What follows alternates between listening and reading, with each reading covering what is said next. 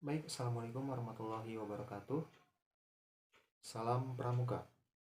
Nama saya Andri Sunaryawansah dari Sangga Penegas.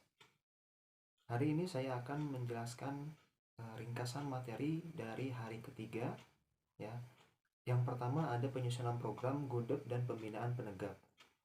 Yang kita ketahui bahwa program kerja merupakan aktivitas-aktivitas, ya, atau serangkaian aktivitas yang harus dilaksanakan oleh pangkalan di setiap daerah, seperti itu.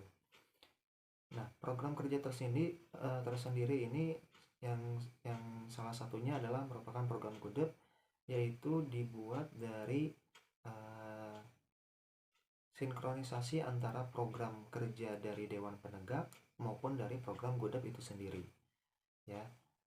Uh, Program gudeg ini bisa dilaksanakan setelah para penegak menyerahkan program Dewan Ambalan, ya, lalu disesuaikan dengan program gudeg di setiap pangkalan masing-masing.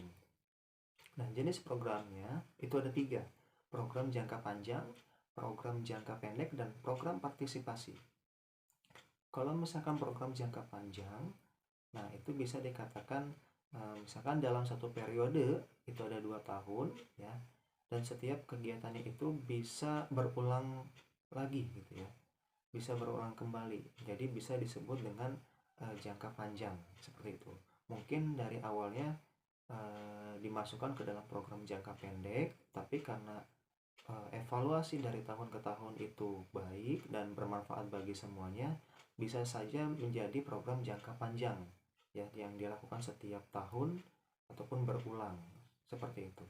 Nah, program jangka pendek berarti program yang dilakukan pada kegiatan tersebut itu dilakukan entah itu tiap bulan, ya, ataupun dalam 1 tahun itu ada 1 kali program kerja, seperti itu. Nah, di sini juga ada yang namanya program partisipasi. Program partisipasi ini itu bisa dimasukkan dari kegiatan-kegiatan ataupun program-program yang tertera pada instansi atau eksternal, ya, eksternal yang di luar, seperti itu. Lalu disesuaikan dengan program yang ada di pangkalan masing-masing, seperti itu. Jadi di dalam program gudeg, ya, itu terdiri dari program Dewan Ambalan dan juga program-program partisipasi dari luar, seperti itu, ya. Dalam program tersebut itu bisa dibuat uh, seperti program tahunan, ya, lalu program semester, ya, ataupun latihan mingguan. Nah, itu termasuk ke dalam program kerja pada gudeg masing-masing, seperti itu. Nah, selanjutnya ada yang namanya strategi dalam pengisian SKU yang harus kita ketahui. Nah, SKU ini diperuntukkan untuk pramuka, ya, untuk pramuka. Nah, SKU atau syarat kecakapan umum, nah itu terdapat dari golongan siaga, golongan penggalang, golongan penegak, dan pandega, ya, seperti itu. Nah, di dalam SKU ini terdapat poin-poin yang harus diujikan oleh setiap anggota gerakan pramuka, baik itu dari siaga, penggalang, penegak, dan pandega, ya. Apabila kita sudah melakukan yang namanya uji SKU, kita sudah beres melaksanakannya semuanya dari semua poin-poin ataupun beberapanya. Nah, itu nanti akan mendapatkan yang namanya TKU, seperti itu. Nah, kalau untuk siaga ada TKU mula bantu tata. Lalu di penggalang ada ramu, rakit, terap, ya. Lalu setelah itu di penegak ada TKU bantara dan laksana. Dan kalau di pandega hanya pandega saja, gitu ya. Untuk TKU tersebut merupakan bagian dari kecakapan, ya. Jadi kalau misalkan kita sudah melaksanakan yang namanya SKU itu, ya, poin-poin di SKU itu, kita mendapatkan tanda bukti, ya, bahwa kita sudah melaksanakan poin-poin yang sudah berlingkup ke dalam masyarakat atau dalam urusan pribadi kita gitu ya, baik itu secara intelektual maupun yang lainnya. Ya, setelah itu ada yang namanya SKK ya. Ada yang namanya SKK. Nah, SKK ini itu ada yang namanya TKK ya. TKK ini dikelompokkan ke dalam 5 bidang. Yang pertama itu ada agama ya. Agama ini warna dasarnya berwarna kuning ya. Itu menjabarkan bahwa bersifat mental, adanya moral, spirit ya, dan yang lainnya. Lalu kedua ada TKK yang warna dasarnya warna merah nih ya. Itu menunjukkan atau menjabarkan merah tersebut bersifat patriotisme ya, ataupun masuk ke dalam bagian seni budaya. Lalu yang ketiga itu ada TKK yang warna dasarnya hijau ya. Itu bersifat keterampilan ya, dan teknik pembangunan. Nah, seterusnya ada TKK yang warna dasarnya putih. Nah, biasanya warna putih ini umum nih untuk di bagian anggota penegak gitu ya, ataupun penggalang gitu ya.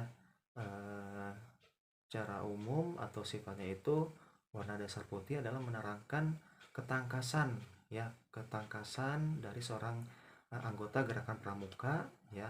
Ada ketangkasan, ada kesehatan. Lalu terakhir warna dasar biru nih dalam TKK itu menunjukkan sifat sosial, gotong royong ya, lingkungan hidup ya, yang berperikemanusiaan ya.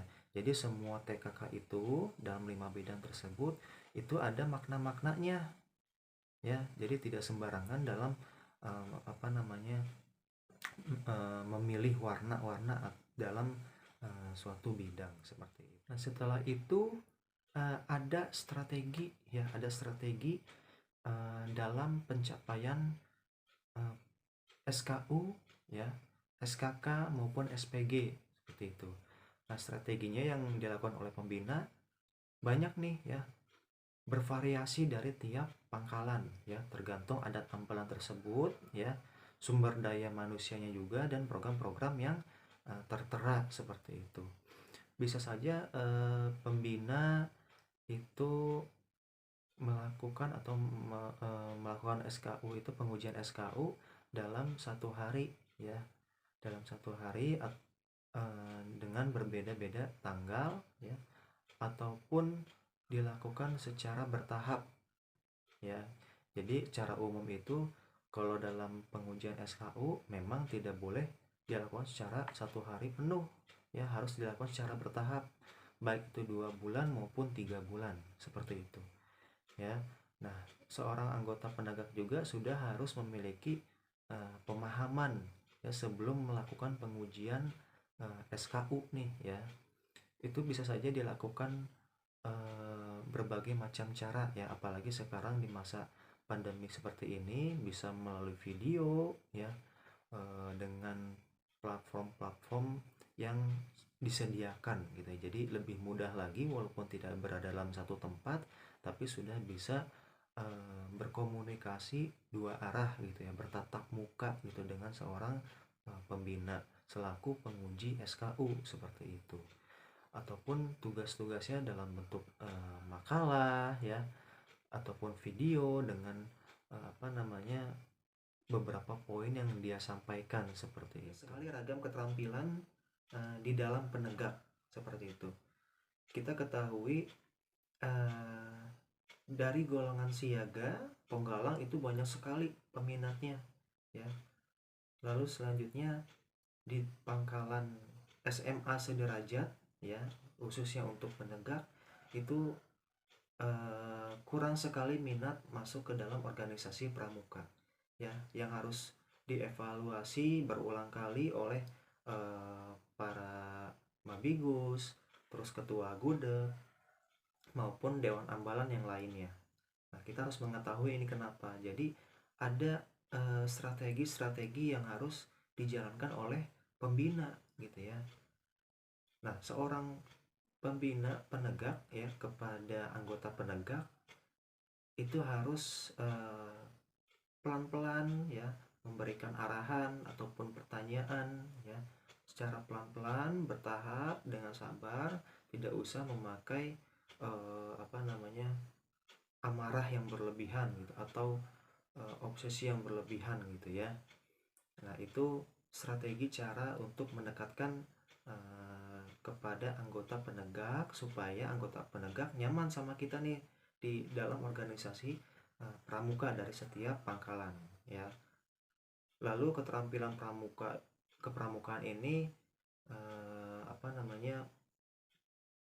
ada artinya ya, ada penjelasannya bahwa keterampilan kepramukaan merupakan kebutuhan untuk dimiliki oleh seorang penegak ya, karena masyarakat mempunyai asumsi bahwa seorang penegak itu memiliki skill ataupun keterampilan kepramukaan yang dapat digunakan dalam membantu masyarakat ya, sebagai modal dalam diri seorang penegak itu bisa dilakukan ke dalam kehidupan sehari-hari ya di masyarakat. Contohnya kalau misalkan ada seorang warga gitu ya, ada seorang warga yang meminta kita untuk melakukan azan misalkan di masjid ya, ditanya sama tetangga gitu, kakak pramuka kan, bisa azan kan, kakak bisa bantu saya untuk azan. Nah, seorang penegak harus siap nih ya, harus siap untuk terjun di masyarakat dan melakukan azan di masjid seperti itu. Itu contohnya. Nah, keterampilan kepramukaan juga itu dibagi dalam beberapa poin ya. Keterampilan spiritual, emosi, lalu keterampilan manajerial, sosial, lalu ada keterampilan yang lain-lainnya ya. Itu semuanya berkaitan dalam urusan penegak untuk terjun di lingkungan masyarakat seperti itu. Nah, seorang pramuka juga harus memiliki yang namanya keterampilan ya. Contohnya untuk berada di lingkungan alam ya, ataupun outdoor gitu. Jadi seorang pramuka juga harus memiliki keterampilan nih, apalagi untuk menaksir jarak tinggi suatu bangunan, atau tinggi pohon, atau tinggi gunung ya, itu harus dikuasai oleh anggota gerakan pramuka, terutama di penegak seperti itu ya.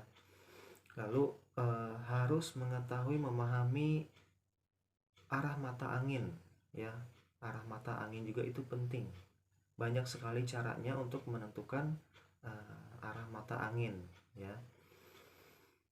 Dan kita juga sebagai penegak itu harus tahu nih mata angin itu ada berapa gitu ya, apa saja mata angin, jangan sampai lupa, jangan sampai terbalik antara timur dan barat gitu. Contohnya seperti itu ya. Lalu di pramuka juga dalam keterampilan yang lain itu juga harus sudah bisa menguasai namanya simpul ataupun tali temali ya. Kalau simpul itu menyatukan dua utas tali ya. Kalau misalkan ikatan itu menyatukan tali kepada suatu barang, itu perbedaannya ya. Lalu penggunaan simpul pada barang, nah itu harus benar-benar bisa dikuasai oleh penegak ya, jangan sampai kendor seperti itu. Baik, terima kasih yang bisa saya sampaikan seperti itu. Wassalamualaikum warahmatullahi wabarakatuh.